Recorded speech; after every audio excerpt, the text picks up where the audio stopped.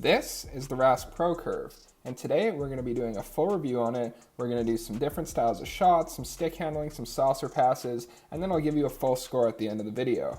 So this Rask curve is like a P28 on steroids. Everyone says it's way bigger when they see it in person, pictures don't do it justice, and I couldn't agree more. So for each of these curves that I'm reviewing, I'll do a side-by-side shot with the P92 so you guys can see how it compares, and in this case, obviously the Rask is a way bigger toe curve. So the two blades actually start out from the heel pretty similar. The Rask isn't super flat at the heel like a lot of toe curves, and then obviously you can see there's just that extreme toe hook beginning about halfway through the blade. Both of these curves are coming in at a Y6 and both have medium length blades. The Rask is actually a touch longer, but since the curve's so big, the blade length ends up about the same as the P92. For the blade profile, the Rask is obviously a lot thinner. It's more P28-like, but it's actually even thinner than the P28. Especially at the toe, it definitely has that banana shape where the top and the bottom are really shaved down. Alright, it's time to watch me dust it up. Let's start with some target shooting. I personally hate the P28 curve. I can't shoot with it at all, but somehow I absolutely love this Rask curve. It's so much fun to shoot with. Pucks zip off the toe, and once you really master it, you can get such a quick release that doesn't really compare to any other curve. The shots with this aren't like crazy accurate, but they don't need to be because they're flying off the toe so fast that they're going to be in the back of the net before the goalie even realizes that you shot. Just watch. Wait, run that back. Look at that release. Just a thing of beauty. For shot mechanics with this one, you just want to pull it in with that big toe and then snap it off on the last 3/4 of the blade. Okay, I promise this is the last time I'm replaying this clip.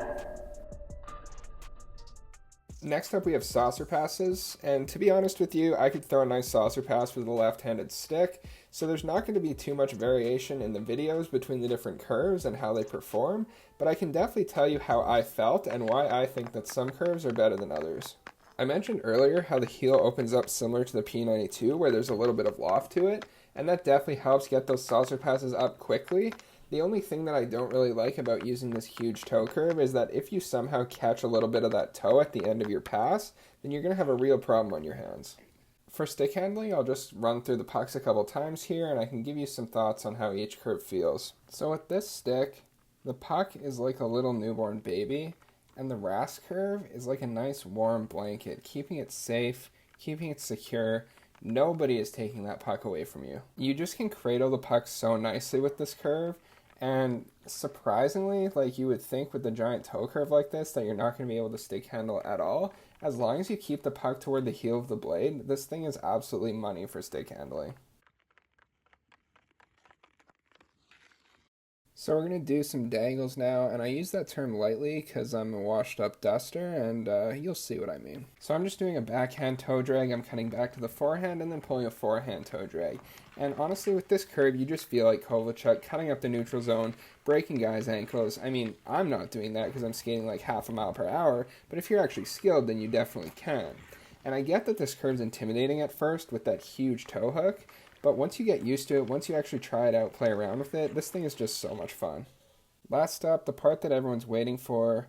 Let's see this Alex Ovechkin wannabe take some one-timers.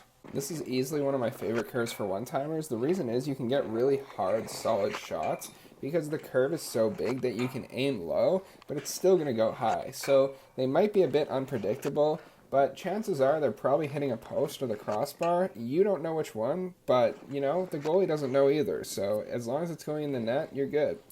2 minutes ago, I promised I wouldn't play this clip again. But guess what?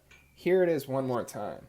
I'm going to give the Rask curve an 8.8 out of 10 for shooting because the pucks zip off the toe, you can get an extra quick release, and I just think it's a whole lot of fun to shoot with. Saucer passes are no better or worse than a P92, but that big toe can be dangerous sometimes, so I'll knock it down to a 7.9. You have a great cradle on the puck when you're stick handling using the Rask curve.